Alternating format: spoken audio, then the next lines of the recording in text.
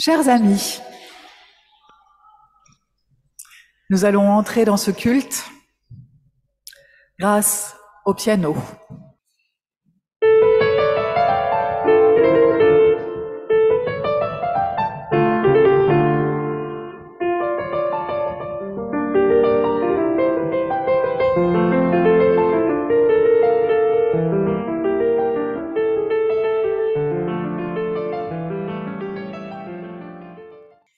Bienvenue, bienvenue à vous tous, à vous toutes. Bienvenue à vous qui êtes avec nous par Zoom. Bienvenue à vous qui êtes dans ce temple. Bienvenue à vous qui êtes habitués de cet endroit. Bienvenue à vous qui venez peut-être pour la première fois, ou la deuxième, ou la troisième. Bienvenue à vous qui êtes protestants. Bienvenue à vous qui n'êtes pas protestants. Et bienvenue à tous les autres, toutes les autres qui ne savent pas très bien ce qu'ils sont. Nous sommes nombreux dans cette catégorie-là. Et puis, ce matin, un bienvenue particulier à nos choristes du chœur Allegretto qui sont venus pour soutenir notre chant. Et nous écoutons la bonne nouvelle que Dieu nous adresse. La voici. Qui que vous soyez, d'où que vous veniez et où que vous alliez, la grâce, la joie et la paix vous sont données par Dieu et Jésus, notre Christ, dans votre cœur et dans votre vie. Amen.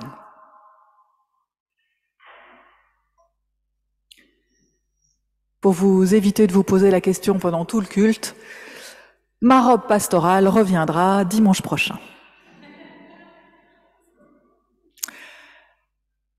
Et nous louons notre Dieu.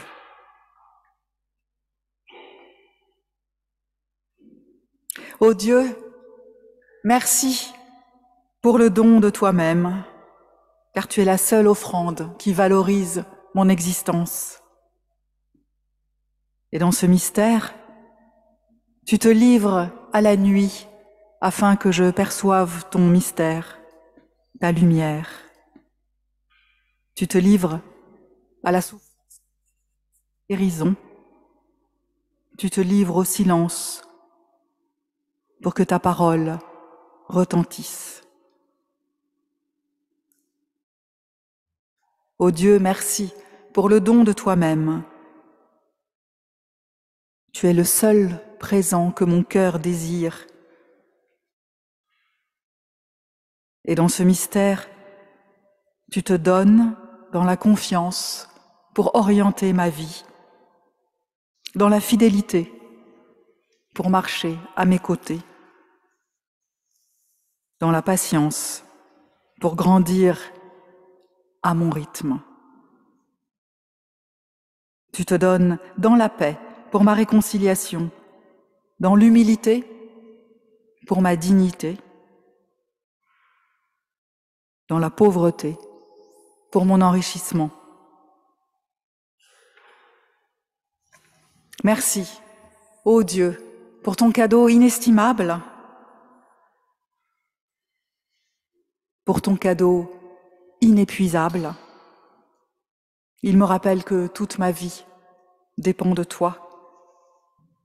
J'ai tout à recevoir sans rien à mériter, et seule ton offrande peut m'apprendre à me donner. Amen.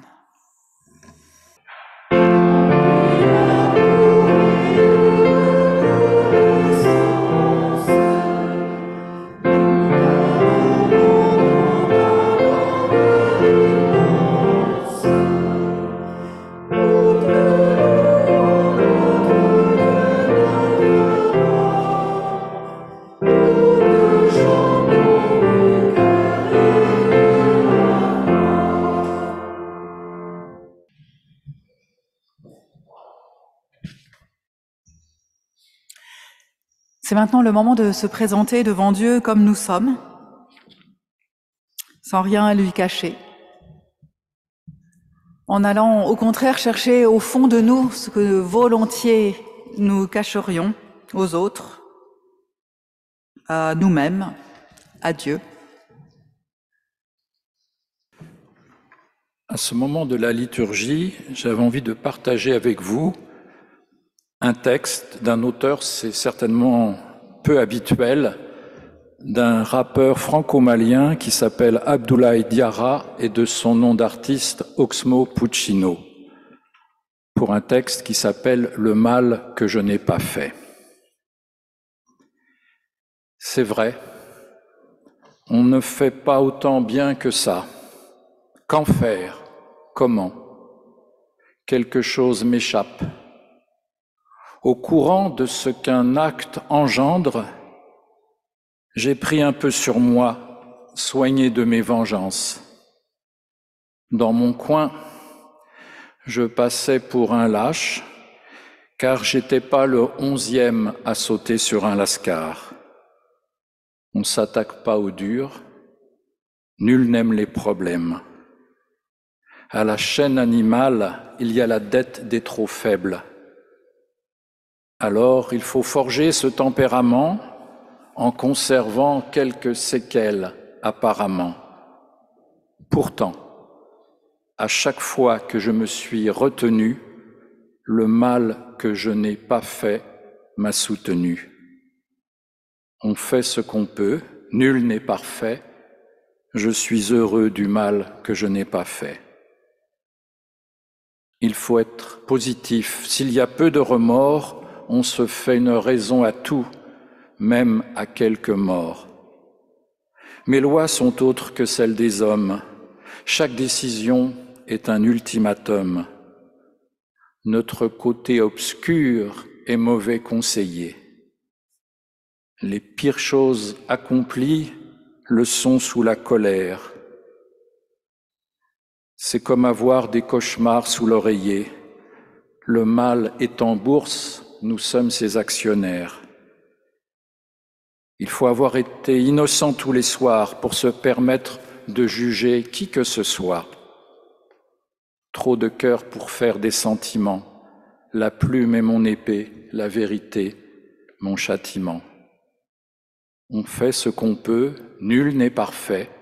Je suis heureux du mal que je n'ai pas fait. Gagner la guerre, c'est devenir l'ennemi. Faut y penser avant de toucher la mise. Ne pas croire au mal ne vous en protège pas. Les gens légers sont pleins de florilèges pâles, innocents, inconscients de leur potentiel maléfique. Leur mauvaise foi est un spectacle magnifique. Même de moyenne humeur, je garde l'aubaine. Pour les fautes pas faites, j'exige un prix Nobel. Tu peux filer droit, les gens te mettent dedans, tu paieras le mal que tu n'as pas fait, même en guettant. Tu verras. On fait ce qu'on peut, nul n'est parfait. Je suis heureux du mal que je n'ai pas fait. Toute la Bible nous apprend que quand on se présente ainsi devant Dieu, quand on lui parle avec authenticité, alors il nous répond. Oui, ma sœur, mon frère, en Jésus, le Christ, le monde est libéré du péché. Rien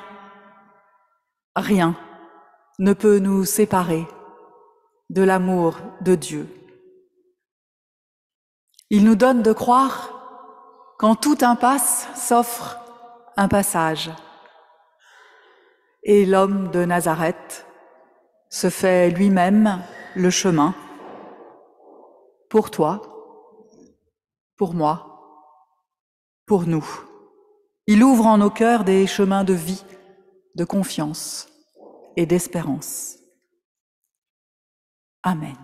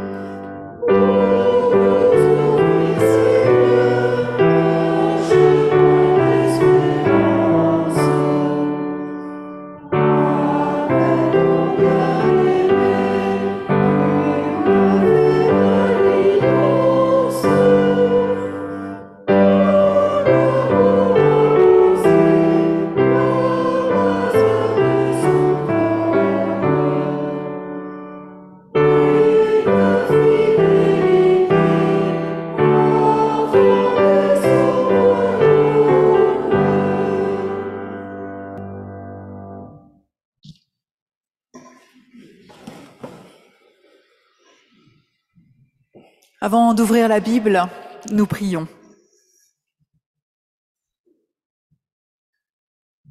Seigneur, j'écoute, j'accueille ta parole. Seigneur, écoute ce silence que je fais dans mon cœur. Les bruits de mon esprit se calment, mes sens sont à l'affût. La petite voix dans ma tête se tait. Mon âme est en paix. Mon cœur est enfin prêt. Seigneur, je t'écoute. Merci pour ta présence. Amen. Nous lisons ce matin un des textes du jour. La première lettre de Paul aux Corinthiens, au chapitre 6, les versets 11 à 20. Je vous dis un mot de ce qui précède. Dans les premiers versets de ce chapitre, Paul fait la liste de tous les défauts que les Corinthiens, que nous pouvons avoir. Qu'il y a l'adultère qui est en bonne place, puis il y a aussi la filouterie, par exemple, être filou, et des tas d'autres comportements peu recommandables d'après Paul. Voilà ce que vous étiez, du moins quelques-uns. Mais vous avez été lavés, mais vous avez été sanctifiés, mais vous avez été justifiés au nom du Seigneur Jésus-Christ et par l'Esprit de notre Dieu. Tout m'est permis, mais tout ne convient pas. Tout m'est permis, mais moi, je ne permettrai à rien d'avoir autorité sur moi. Les aliments sont pour le ventre, et le ventre pour les aliments, et Dieu détruira ceci et cela. Mais le corps n'est pas pour la débauche, il est pour le Seigneur, et le Seigneur est pour le corps. Or Dieu, qui a ressuscité le Seigneur, nous ressuscite aussi par sa puissance. Ne savez-vous pas que vos corps sont les membres du Christ ? Prendrais-je les membres du corps du Christ pour en faire les membres d'une prostituée ? Certes, non. Ne savez-vous pas que celui qui s'unit à la prostituée fait avec elle un seul corps ? Car il est dit, les deux ne seront qu'une seule chair. Mais celui qui s'unit au Seigneur est avec lui un seul esprit. Fuyez la débauche. Tout autre péché commis par l'homme est extérieur à son corps, mais le débauché pêche contre son propre corps. Ou bien ne savez-vous pas que votre corps est le temple du Saint-Esprit qui est en vous et qui vous vient de Dieu et que vous ne vous appartenez pas. Quelqu'un a payé le prix de votre rachat. Glorifiez donc Dieu par votre corps. C'est un texte un peu difficile où il y a beaucoup de choses. Alors je vous propose de l'aborder à travers 3 points. D'abord, ce dernier verset, cette histoire de rachat. Quelqu'un a payé le prix de votre rachat. Ensuite, cette affirmation magistrale, tout est permis. Et enfin, nous regardons ce que notre corps a à voir avec tout ça. Ça vous va ? On fait comme ça ? Premier point, le rachat. Alors comme je vous ai dit, Paul a fait avant toute la liste ou le portrait de tous les défauts qu'on peut avoir. Ben oui, voilà, on était comme on était, comme les Corinthiens, plein de défauts. Mais nous avons été lavés, nous avons été sanctifiés, nous avons été justifiés par l'Esprit de Dieu. Nous avons été. Tous ces verbes sont au passif. Nous ne sommes pas les acteurs de ces transformations qui s'opèrent en nous. Nous ne pouvons que les recevoir. C'est l'Esprit de Dieu qui vient nous chercher au fond de l'impasse de nos défauts pour nous justifier à ses yeux et nous rendre justes. On n'y est pour rien. Dans cette, est-ce qu'on dirait dans cette lessive, puisque nous sommes lavés? Allez, moi je vais dire dans cette beauté, dans cette justification, dans cette sanctification. Quelqu'un a payé le prix de notre rachat. Ce n'est donc pas à nous de le payer. Dans la théologie que Paul développe ici, il y a donc un prix à payer pour que Dieu nous libère de nos péchés et nous donne cette sanctification, cette justification. Ce prix, c'est quelqu'un d'autre qui l'a payé, c'est Jésus. Il l'a payé une fois pour toutes, pour nous tous, pour nous toutes, pour tout le monde, en donnant sa vie. Paul utilise ici l'image et le vocabulaire de l'esclavage pour parler de notre enfermement dans le péché et de notre libération offerte par Dieu. En effet, un propriétaire paye le prix d'un esclave quand il l'achète, et l'esclave paye le prix de son rachat, c'est-à-dire de sa libération, pour pouvoir être libre. Ce prix, le prix du rachat, peut aussi être payé par quelqu'un d'autre, comme par exemple ça a pu être le cas il y a quelques années de certaines ONG luttant contre l'esclavage. Paul use de cette image et de ce vocabulaire parce que l'esclavage est une réalité de son époque et ça parle à tout le monde. D'ailleurs, il parle de l'esclavage à plusieurs autres endroits de sa correspondance, sans le condamner d'ailleurs. Et cela montre bien qu'il faut lire les textes bibliques avec le recul historique et qu'il faut les adapter à notre société et à notre éthique actuelle. Sinon, ces textes ne font aucun sens. Alors, de nos jours, dans notre société, nous avons la chance de ne pas être confrontés tous les jours à l'esclavage. Il peut être difficile de souscrire à cette histoire de rachat. Le Dieu de Jésus-Christ, ce Dieu qui nous aime gratuitement,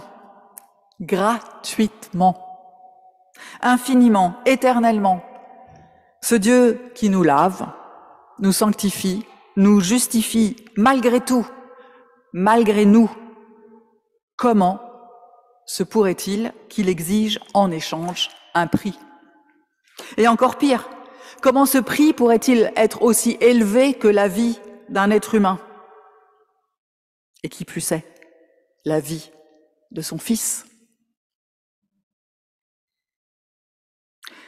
Alors de nos jours, on n'utiliserait plus la même image que Paul. On ne parlerait pas d'un prix de rachat. On va plutôt parler de grâce. Une grâce qui vaut tous les prix du rachat du monde. Une grâce qui se joue du prix de notre péché. Et par cela même, elle nous en délivre. Alors même que nous n'y sommes pour rien.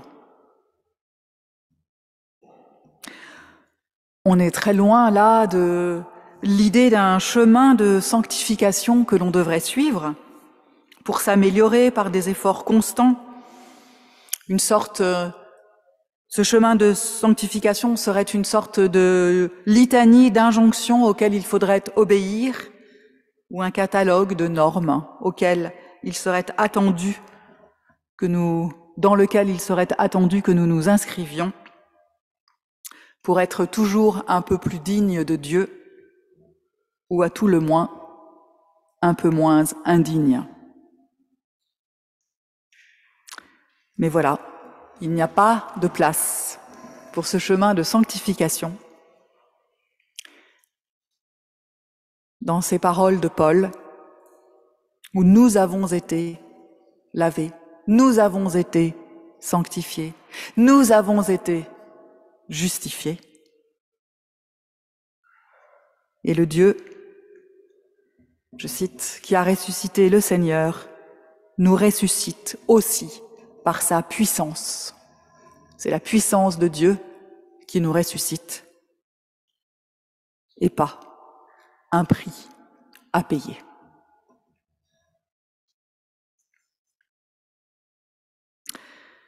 Et nous voilà à notre deuxième point. Tout m'est permis. Paul le dit 2 fois.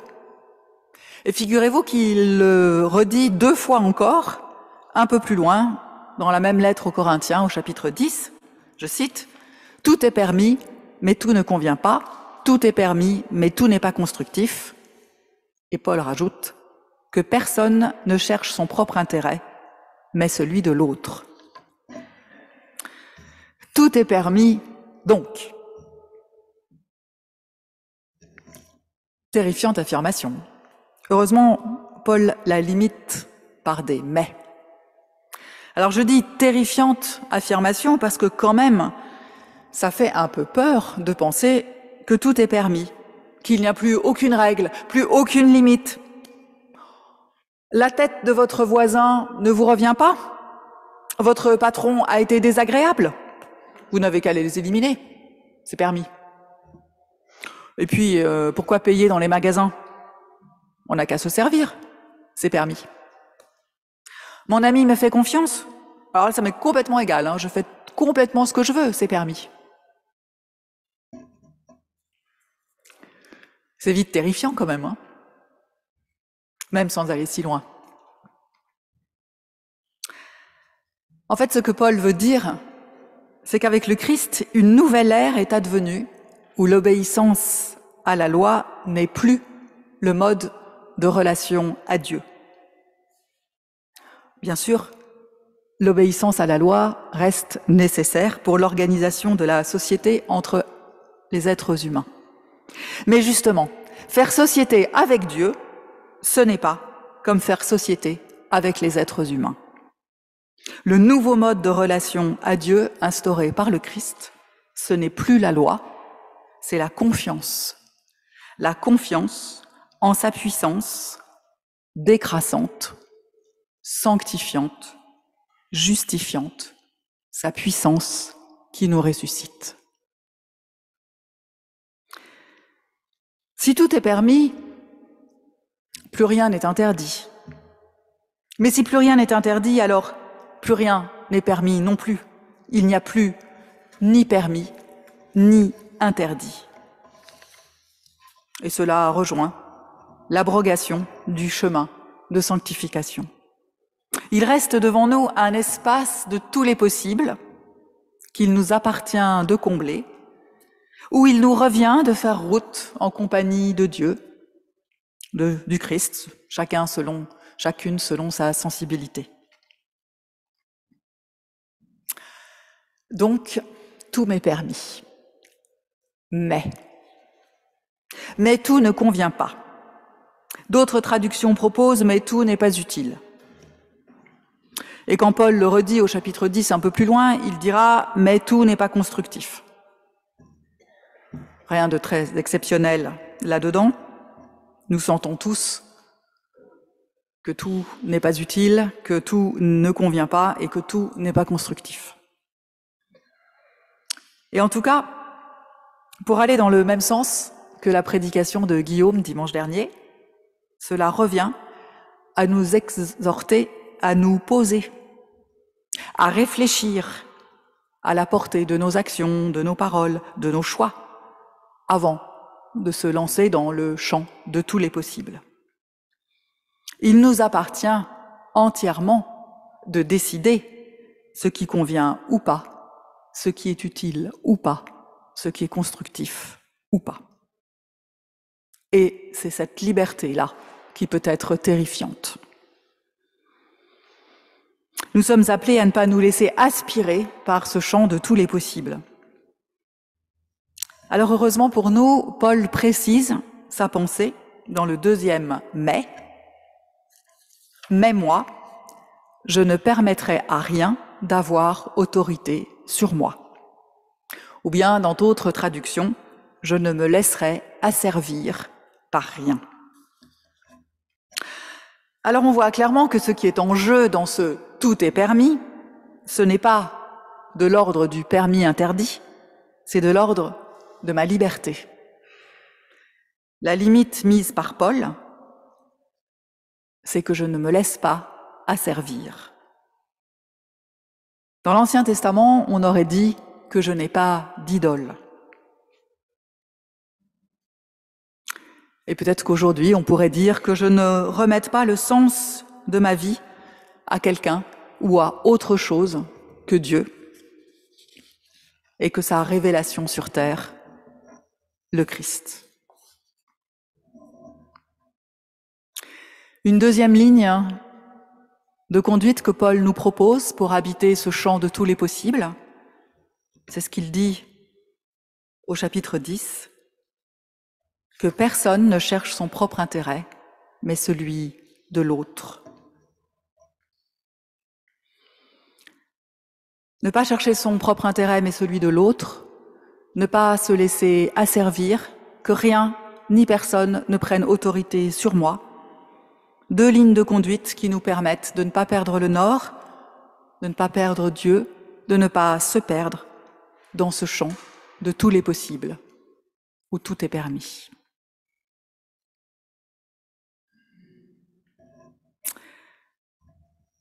Et qu'est-ce que notre corps a à voir avec tout ça?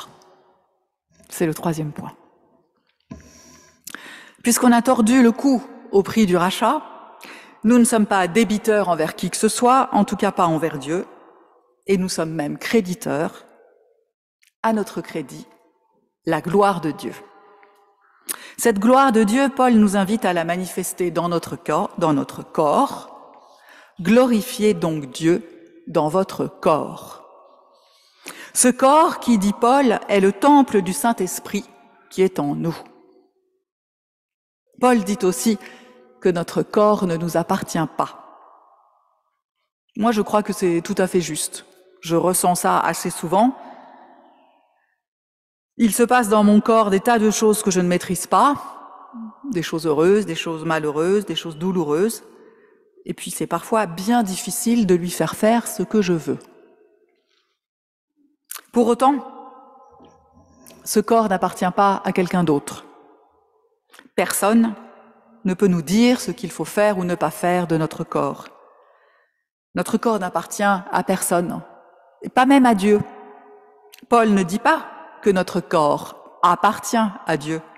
Il dit que notre corps nous vient de Dieu. C'est quand même pas pareil. Et puisque, comme on l'a vu, la relation à Dieu se construit en dehors de toute règle, de toute loi, en dehors du permis et de l'interdit, notre corps ne rentre ni dans une logique de permis interdit, ni dans une logique d'appartenance, mais plutôt dans une logique de responsabilité. Je suis responsable de ce corps qui me vient de Dieu. C'est à moi et à moi seul que Dieu l'a donné. Chacun et chacune a reçu le sien. Chacun et chacune est responsable de faire ce qu'il en veut. En veillant, comme dit Paul, à ce que rien ni personne ne m'asservisse, que rien ni personne n'ait autorité sur moi. Et puis ce qui est fou quand même, c'est que le corps est le lieu de la glorification de Dieu. Ce corps si souvent caché, méprisé, recouvert, modifié pour coller à des normes de beauté genrées. Alors Paul nous parle dans un verset de notre ventre, eh bien moi je vais vous parler de nos poils. Oui, des poils.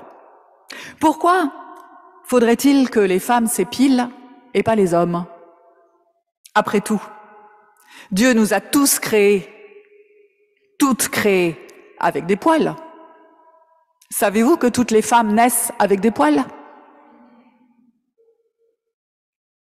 Alors il est tout à fait permis de les enlever.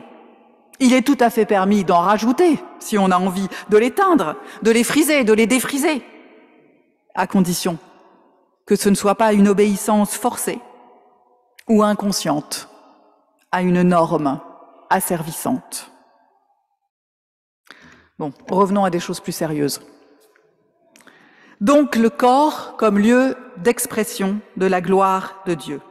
Il y a donc un lien avec Dieu qui passe par notre corps et qui vaut la peine d'être montré, d'être dévoilé, d'être partagé.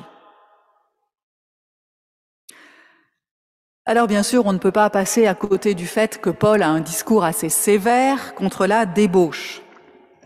Cette débauche qu'il condamne est en lien avec la fréquentation des prostituées, le terme grec utilisé le dit clairement.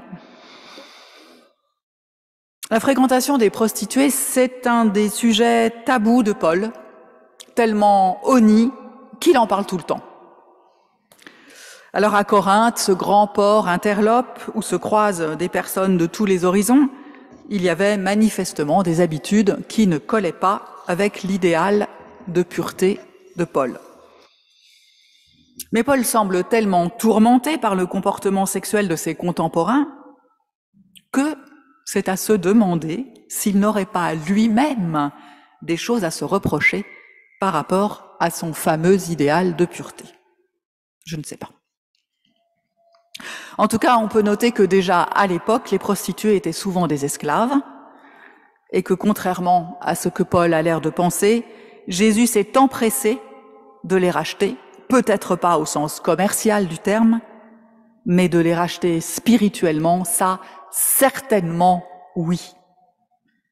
Jésus s'est empressé de faire rentrer tous et toutes les prostituées dans le royaume de Dieu, dans la grande famille de ses enfants, dont le corps est le temple du Saint-Esprit. En tout cas, Paul nous dit que nous pouvons être fiers de notre corps, quel qu'il soit, beau, moche, jeune, vieux, en bonne santé ou pas, utile, inutile. Notre corps participe à la gloire de Dieu, à la révélation de Dieu. Mais oui, sans corps, pas de Christ. Tout nous est permis, y compris pour notre corps, à condition que cela ne relève pas de l'asservissement ou d'une prise de pouvoir sur notre corps. Dieu nous lave, nous sanctifie, nous justifie, corps compris. Glorifions Dieu par notre corps. Amen.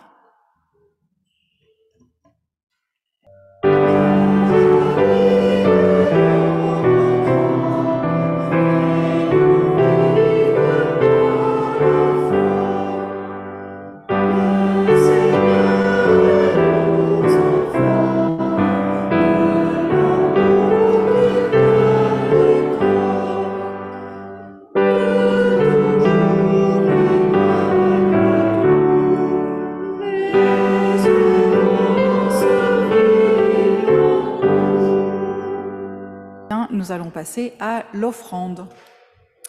Ce moment tellement joyeux où il nous est proposé d'être des acteurs. Et puis, vous qui nous suivez par Zoom, on ne vous oublie pas non plus pour l'offrande. Vous pouvez faire un don à partir du site de la paroisse.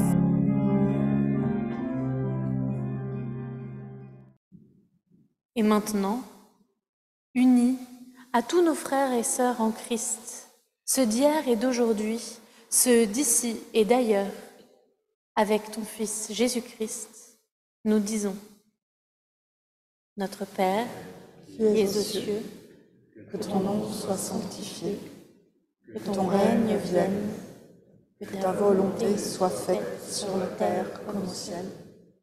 Donne-nous aujourd'hui notre pain de ce jour. Pardonne-nous nos offenses, comme nous pardonnons aussi à ceux qui nous ont offensés.